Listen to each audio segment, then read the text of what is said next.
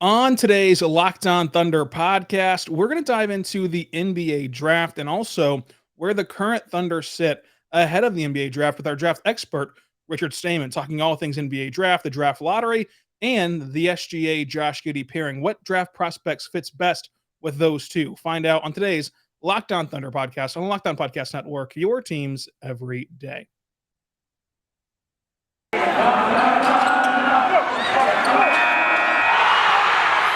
You are Locked On Thunder, your daily Oklahoma City Thunder podcast. Part of the Locked On Podcast Network, your team every day.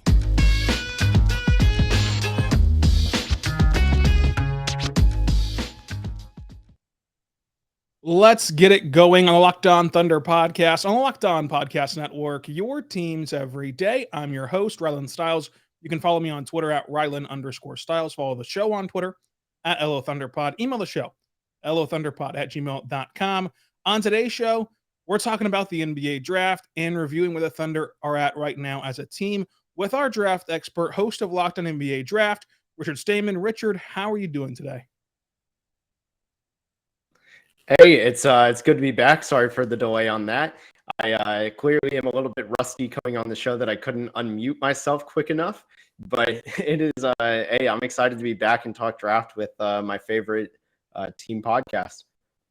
There we go, Locked On Thunder. If you are listening to us last year, you know that we have Richard on usually once a week leading up now from this point through the draft, if our schedules allow it. So get used to seeing and hearing Richard Stamen. Thank you for making Locked On Thunder your first listen every single morning, every single day. We're here for you talking Thunder basketball across all platforms for free. But Richard, we're going to kick off our crossovers the same way we did last year by just first taking a look inward at the Thunder and how they are operating right now. And then at the end of the show, giving a more general expectation for the draft class before next week. And the following weeks, we dive into individual players or positions that the Thunder should be looking at in this draft. So let's lead off with the biggest topic around Thunderland right now, which is already questioning SGA's fit with Josh Giddey. Now, what is your opinion? We've kind of seen these two guys thrive separately this season. SGA averaging over 30 points right now after his return from injury, and Josh Giddey, of course, ripping off 3 straight triple-doubles and getting 4 total without SGA. What is your opinion about them combined? Yeah, I do think I'll start with addressing the obvious. I do think that they can fit together just fine. There will be some defensive shortcomings as we've already started to see, but I'm still a fan of the overall perspective of talent fits. Even with the shortcomings, you can neutralize it in other areas. The Thunder have been one of my favorite teams to watch, partially because referencing back to last year, Trey Mann, we talked about him a lot, and his emergence has been really fun. So I've kept my eye on the Thunder. I do think SGA's future is a little up in the air. I don't really know which way to lean. I've seen, people say he wants out. It's a bad kept secret. I don't know what to believe, but I do think that if both him and Giddey want to coexist, they can coexist very easily. Yeah, and that's been where I stand too. I mean, basketball-wise, the fit seems pretty clear on what to do and how to make it thrive. It's just a matter of if SGA and Josh Giddey want to work together. Publicly, they've said all the right things, but we've seen in Oklahoma City before that you can publicly say the right things, and then secretly, you have a secret back channel of what you actually think. So I think that what this comes down to is, with SGA, he's such a phenomenal player that you don't decide to trade SGA. SGA decides if you're going to trade SGA. And so you just got to wait and see what he wants to do. And as of right now, we've heard just only good things about what he wants to do in Oklahoma City. So we'll see how that goes down the line. But let's start with Josh Giddey in terms of reviewing this roster, because I think that SGA's kind of cemented it, just keeping him healthy and then also building a team around him. But with Josh Giddey, kind of comparing him to what you had pre-draft and what you had after the preseason, kind of where are you at with Josh Giddey, and what does his ceiling look like from somebody who's not emotionally invested in his success or what he can be and isn't kind of wrapped up in this ball of 40-something games in his rookie season? What kind of do you project for Josh Giddey now? Yeah, his upside is still pretty crazy. His floor has been better than I thought. I didn't know he would be this good right away. The 3-point shooting is really going to be what dictates that ceiling. I mean, he's at 26% from 3, 70% from the line for the field, for the year, 71%. But the man is a walking triple-double threat, and if you can be that, you are going to have all-star caliber seasons every single year. Obviously, the efficiency is going to be what determines whether you actually get in those all-star games, but we've seen it with Russell Westbrook. Obviously, much different players, but the stat line will always catch the eye where he'll always be on the radar. So I think that's the realistic ceiling, is that he's going to be all-star for years to come. I mean, I don't think that's crazy to say. Yeah, I think that you're right there. I kind of compared him, his ceiling to kind of Jason Kidd a lot on the podcast. But, I think that what encourages me the most about his three-point shooting is that he's self-aware about it, and that he said publicly to us in the media that he's going to change his jump shot this summer. It's not something you can change kind of in season. You have to wait to change it until after the season. So he's going to change it this summer, and he's working on it. And he seems, by all accounts, like an extremely hard worker, as somebody who puts an insane amount of time into basketball. So hopefully he can become, even a league average shooter, because with that floater and his driving ability and his passing ability, that can really kind of enhance his offense. So you would kind of put him in that category of somebody you build around. Of course, the future of SGA, we hope, is in Oklahoma City. Obviously, things can change in a heartbeat in the NBA, but for Josh Giddey on his rookie deal, in his first rookie season, now going to a sophomore season, you'd put him in that category of he's somebody you build a championship level team around. Was that correct? Yeah, having him as a 1 or 2 option, I think is very helpful. And, his handles are already very good. They're, I would say, deceptively good, because this happened in pre-draft. You don't really notice how low he brings the ball in a live dribble. Like, he starts high and then just brings it so low it's unstrippable. And something like that, I mean, I really do think he could be a lead guard for a playoff team. And I think when it's hard to say if he's the first option or second option, but when you're the lead guard, until you get like a go-to wing like Paul George or someone like that, like, it's hard to see anybody dethroning that as the number 1 option. And you mentioned Trey Mann, and Trey Mann is this interesting prospect for the Thunder because they started slow playing him at the beginning, the whole Skittles versus broccoli conversation with Mark, and kind of putting him in the G League and allowing him like a 10-minute run at a time. And now, by injuries and other things of that nature, and by his own play, he's been thrusted into more of a expanded role minute-wise, and he's seen a ton of NBA action down the stretch of this season. Where do you stand? Kind of the same question, because I think that it's easier to get an evaluation from somebody who's kind of not in the weeds every single night or the Thunder to kind of calm everybody down a little bit. Do you still see him as a sixth man type of role, or do you think that he's shown enough to where maybe he can be a starting level guard in the future? I'm still in that sixth man category for now, as like, if he pans out, he can win that award every year and be a bona fide bucket getter that can help you win playoff series, because the drop off from starter 1 to starter 2 is not going to be that big if Trey Mann's your starter 2, right? And you're in your sixth man in that category. But where are you at with Trey Mann? Has he impressed you enough to kind of move the needle of his ceiling? Yeah, he's probably in that same role. I'm also a little bit biased because I did have him as Lou Williams as my NBA comparison, so he kind of is tailor-made for that. But I do think it really depends on the efficiency. If he's going to stay around the 40% mark for his career while getting it's a good way. Not everyone who shoots, percentages aren't equal, right? Like, someone shooting 50 isn't the same 50% as someone else. So if he's shooting around 41%, give or take 2 percentage points either way, yeah, he's probably best suited for that 6-man role. If he can up his efficiency, though, to 45%, I do think that would be really big for him. I could see him kind of evolving into more than just a microwave scorer, but hopefully, I think just really efficiency and playmaking will determine if he's a bench player or a starter. Is there anything that surprised you the most about either one of these two guys? I think that Trey Mann's leaping ability and ability to get to the rim with his athleticism has been surprising to me, but somebody who's been watching these guys for over a year before the draft, and then through the draft process, and then now through their rookie season, has anything leaped out to you as a huge surprise about Josh Giddey or Trey Mann? Yeah, I was going to say the athleticism, but now I feel like that's just low-hanging fruit. But really, that's the answer. Like, it's funny because if you remember the beginning of the season, which I know you do, he had an explosive dunk, and I don't remember who it was on or anything, but he had an explosive dunk. And the first game the Mavs played him, or I don't think it was against Dallas, right? The dunk. No. Good. Because the first game Dallas played them, one of our play-by-play commentators was like, he did a step back, which I've always thought was his patented move, watching him in college and like preaching about it. I had like a viral tweet about his step back. and he did a dunk, and I was like, whoa, what? And then they had the opposite reaction. They're like, you don't really see him do a step back. You see him dunking. And I'm like, wait, what? Like, what is the perception of this guy? So I'd say the athleticism definitely has been the answer. Long story short. Yeah, and that step back he's been trying to use it more too in the mid-range to open up a path to the rim, which I love seeing him do. Let's wrap up the rookie class with two of the second rounders real quick. Jeremiah Robinson-Earl and Aaron Wiggins. They've each had different flashes and different spurts of lulls where they're dealing with injuries. For Wiggins, it's that ankle injury that keeps reoccurring, and for Jerry, it's that foot injury that's kept him out for 6 weeks. But just baseline, I know Jerry was your top 12 guy in the pre-draft process. What does this year look like for you from somebody who's had him at such a high stature? Yeah, it's hard because I haven't seen him in so long that I'm kind of, I don't want to say drawing a blank, but I definitely am a little bit foggier on Jeremiah Robinson-Earl than guys like Trey Mann, who have been playing every day for this entire calendar year. With Jeremiah Robinson-Earl, the thing that has always stood out to me is that, and I think you might have been who tagged me in it. There was a preseason game where, and this is like obviously not anything, but there was a preseason game the Thunder were down like 40 or 50.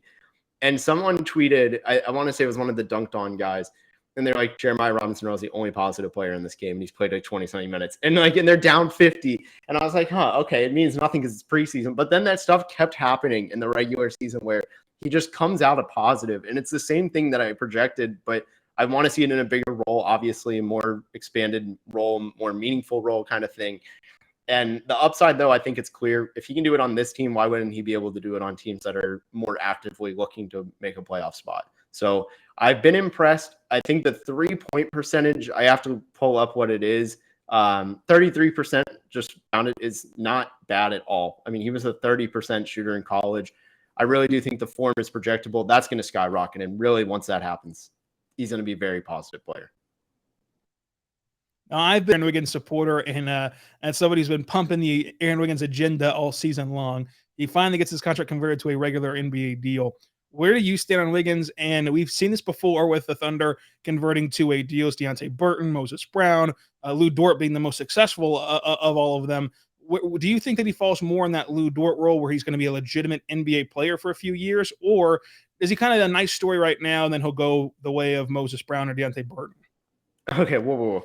He is already a better player than Moses Brown. So let's get that, Moses Brown out of the way go now. After you.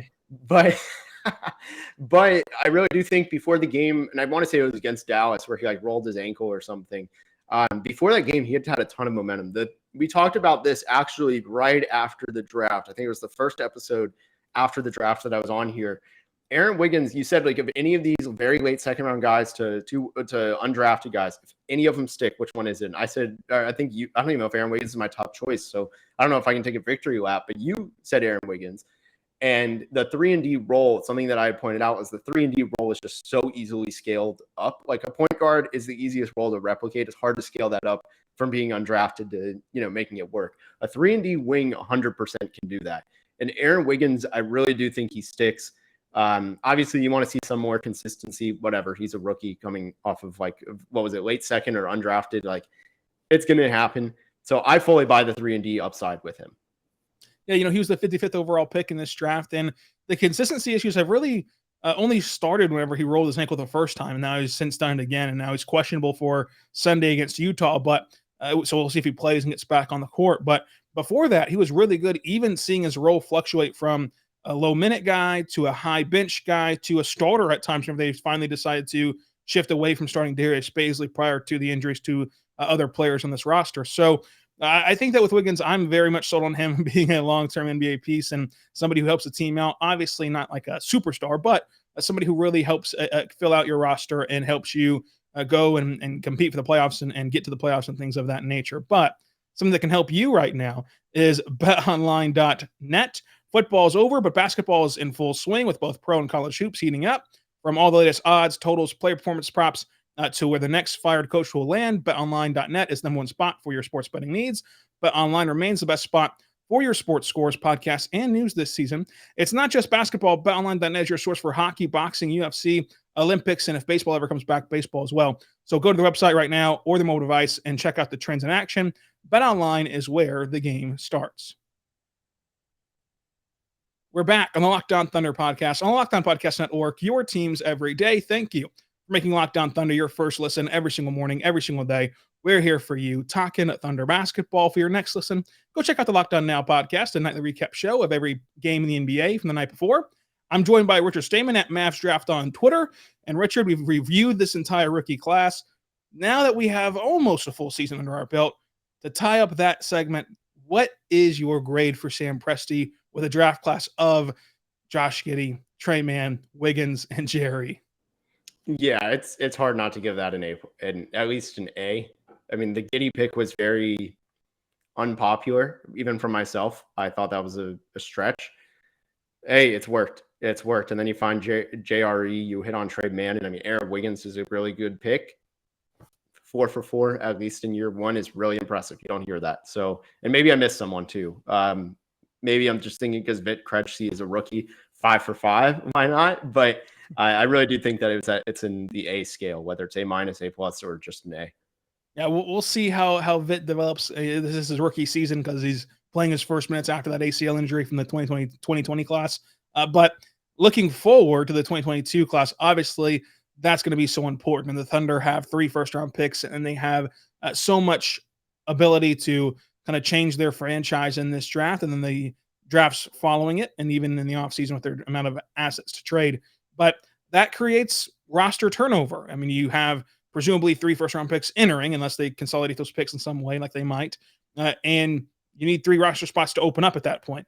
So looking at this roster, who do you view as the untouchables, the guys who you would for sure, if you're Sam Presti, keep around moving forward? Let's say even if the speculation of an expansion draft happens, who would you put as an untouchable in that sense? Who are your guys, and how would you rank this roster? Yeah, I think for me, it starts with SGA, Lou Dort, Josh Giddey. And after that, there's a few guys that are in that kind of in-between area. Probably Poku gets thrown in there just because you've invested so much into him, it feels like. Trey Mann, probably. Darius Bazley is the line where it starts to get a little bit weird. Aaron Wiggins, I might throw in there. In fact, I'd say if you need numbers, probably him right now, but that would probably be the line where I'd say anything after that, I can make a pretty good argument against, better than I can make an argument for.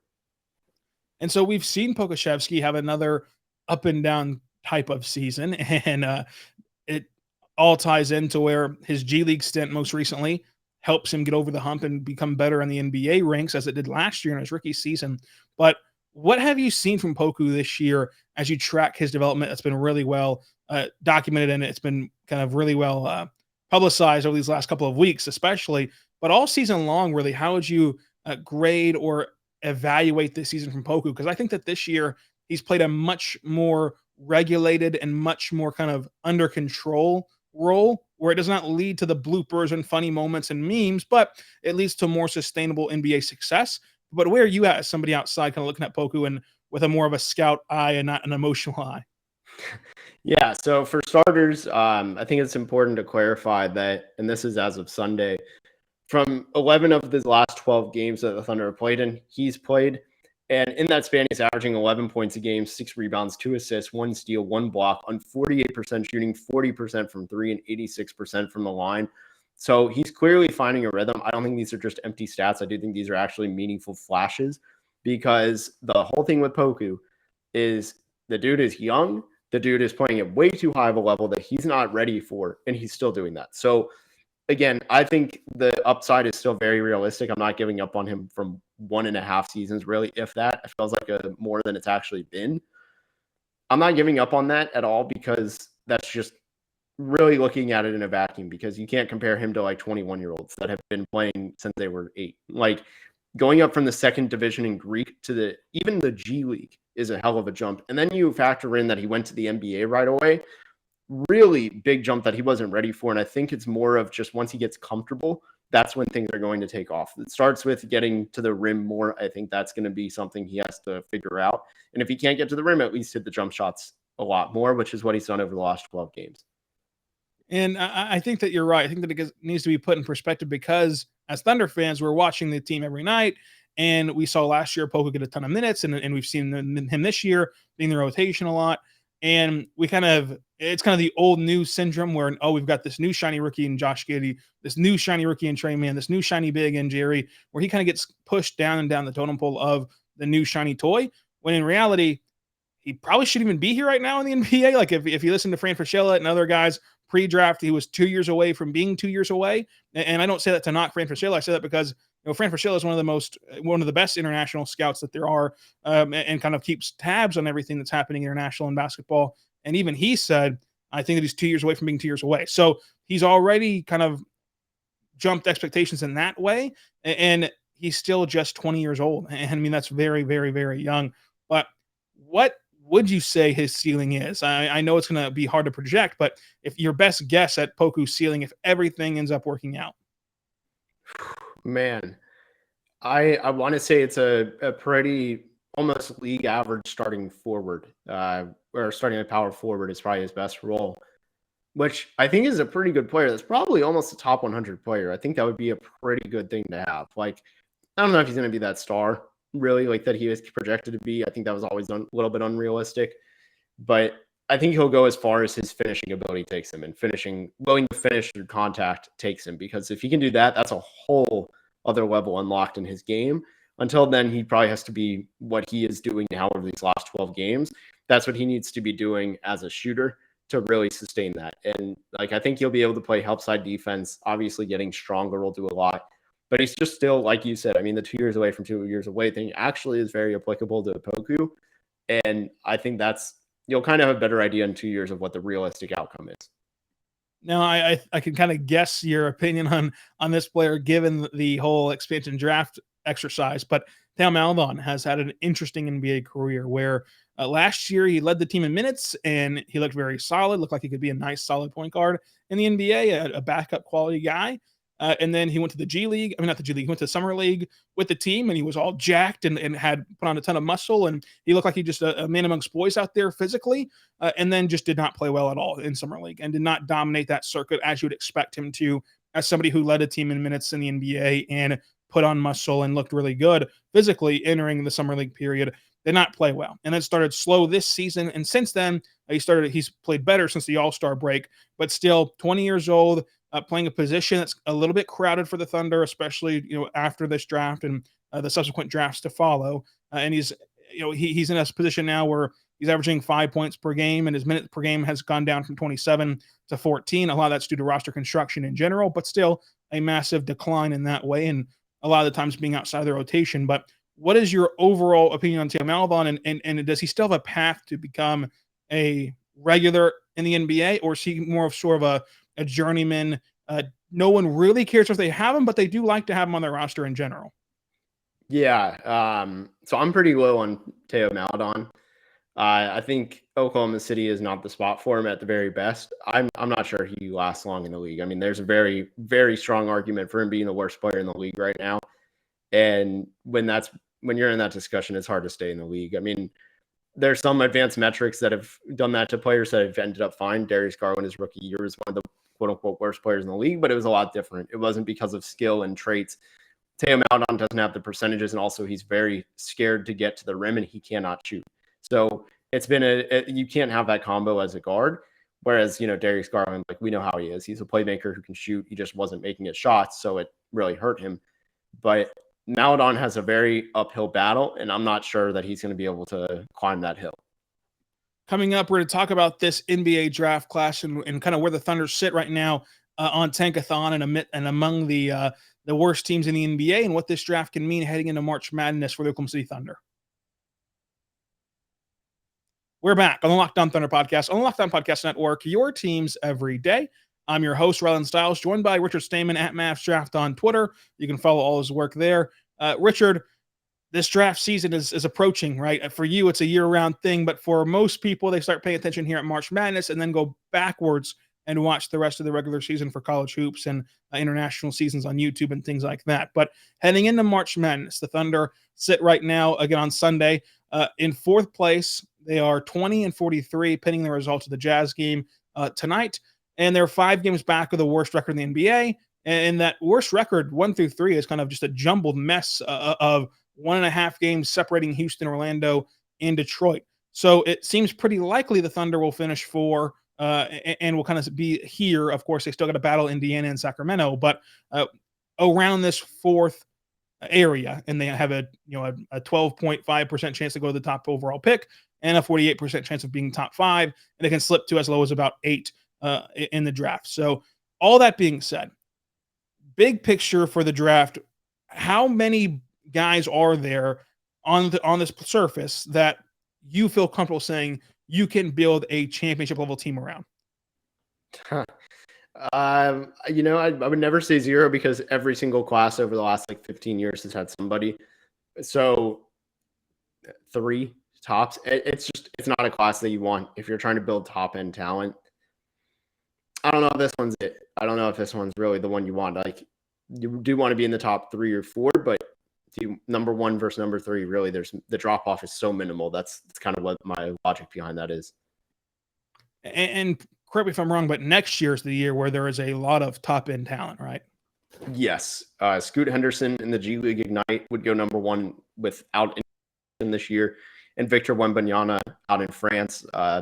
He is I hate the comparison because we used it on Mo Bamba, but the closest thing to Rudy Gobert with the jump shot is him. It's not actually a comparison, but in terms of just size to play style, that is actually what it is, because he can handle the ball low and shoot a jump shot. But those are the guys those two head and shoulders are the best prospects in the world right now. And so with this draft, presumably your top 3 is some combination of Chet and Paolo and Jabari Smith. And the drop off between 1 and 3 is not that wide. I think that if you asked people who do this NBA draft thing year round, they'd all come up with some different combination of those 3 in general. So that kind of shows you the minute drop off from those 3. But the drop off from 1 to 3, it went from 3 to 4 is how big? Yeah, I have him. I have that same top 3. I've gone with the consensus for 3 and 4. 4 is where the drop off happens. For some, actually, Jaden Ivey slips into that top 3, and that's where the interesting part of this draft heads up, is where Jaden Ivey goes, because that throws off a whole dynamic. To me, it's a no-brainer, the top 3, just because, and it's not anything against Jaden Ivey. The top 3 are Chet, in any order: Chet, Jabari, Paolo. But Jaden Ivey comes in and mixes up. Shaedon Sharpe is a mystery from Kentucky who hasn't played. He's a high schooler basically at this point, reclassified. It's a mystery of what could happen after those 3 picks. And for the Thunder, just kind of your feeling, if you were Sam Presti, would be what on draft night, on draft lottery night, if you get pick even 2 to pick 4, what would you feel the drop off would be for the Thunder specifically, as a team that can't really use Jaden Ivey at 4 in general with this current makeup? Yeah. For me, if I was picking at 2 or 3, I would take whichever isn't gone at this point of Paolo, Chet, Jabari. You take, just gradually make the list. You really can't go wrong with any of them. At 4, that's where I think things get interesting. If it were me, I would actually, I'm hesitant to say Jaden Ivey, because on one hand, yes, talent does fit, but also as a Magic fan, I say this: is there such a thing as too many guards? Because I think there might be, especially when the timelines are pretty similar. So maybe not Jaden Ivey, even though he might end up the most talented player in the class. His burst is just unreal. He does have some Ja Morant in him, which after this year, it's hard to turn that down. I would actually go AJ Griffin on the wing. He's an incredibly talented shooter, great size. I really think he could be a Kawhi Leonard type. And if you're getting that, that's the best player in the draft. I don't care what draft it is. That's a Hall of Famer. Not to say AJ Griffin is, but they have very similar play styles, and the frames are similar. The way they both go around screens. I went back and watched some old Kawhi Leonard tape and saw the way the screen navigation is almost identical. Things like that. There's just a lot of Kawhi to his game, not a 1-to-1. But when you can get someone like that, I think that's who I would go for at 4. And so again, if you've been around this show for over a year, whenever we've incorporated Richard every single week, and even going back to the 2020 class, we've done this same thing. We're going to be talking with Richard a lot, hopefully once a week, depending on how the schedules line out. So we're going to get into the weeds a bit here in the future, but just for a little teaser, we've already established that Chet, Jabari, and Paolo are kind of similar, but you're in the room with Sam Presti. The Thunder get the top overall pick. He wants you to decide who best fits the Thunder, Jabari, Paolo, or Chet. And you've got to make the call here. All the pressure's on you. It's to save Sam Presti in this scenario, and how do you make his reputation like the best between Paolo, Jabari, and Chet? Who are you going with? Well, first I call LeBron James and tell him, you know what, this isn't the smartest person alive. He's calling an internet scout to make a move for him and as number one pick. And then after that, I think I would go with, Oklahoma City is so hard to choose because Chet really on paper is the pick. But I've talked to the NBA scouts about this. Two of them that have said this exact same thing. Can his body hold up for a full season? We don't think so.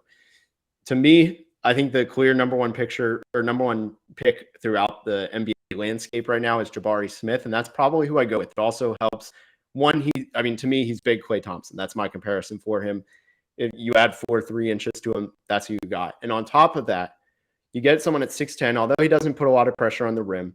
You get a great shooter to help the team that is absolutely dead last in all catch and shoot and spot up opportunities. The shooting is really bad. You get a major fix there. And on top of that, your already top 10 defense gets even better. I think he complements the core very well, even if he ends up being one of the best complementary pieces. If you get Klay Thompson type caliber player, not going to say he's the best shooter in the world. I think there's a drop off there. I think that goes without saying a little bit, but like just the role, you're getting one of the best 3-and-D players at 6'10", a 6'10" 3-and-D guy is one of the most valuable roles you can have. That's a borderline all-star. So I take Jabari Smith at number one. Yeah, we're on the same page. I think that Chet is the most thundery pick, but Jabari is the best basketball pick for the Thunder. I love his potential fit with Josh Giddey and SGA, and hopefully Sam Presti does too, because I think that he's the pick over Chet, even though the thundery pick would be to go with Chet and not think twice about it. But we'll see how it all shakes out. We're going to have prospect deep dives on every prospect, and we're going to have debates about Kennedy Chandler, I'm sure, for weeks and weeks to come, because I love Kennedy Chandler, and I want to see where Richard falls on that. He might be our new divisive prospect. Tried to say all last year on Jalen Green. I'm going to try to say all this year on Kennedy Chandler. I was just thinking that. We agreed at the top of the pick or top of the draft for once. Last year, it was we were torn on all of them. And now look at us. Who would have thought? Who would have thought? Richard, where can they find all of your great work and follow along with your in-depth reports as we enter in March Madness? We're all going to be watching college basketball together. Yeah, appreciate it. So at Mavs Draft will pretty much be the hub. I'll post anything that I post to the site, mavsdraft.com, and then also podcast links, which I do the show every Tuesday. We're probably going to crank it up come draft season. I think you're going to start seeing, more of the hosts kind of crossovers, things like that. We might even try a Friday episode. Who knows? But as March Madness rolls on, I'll be posting more and more scouting reports for you to keep up with. So thanks for having me, Rylan. No problem, Richard.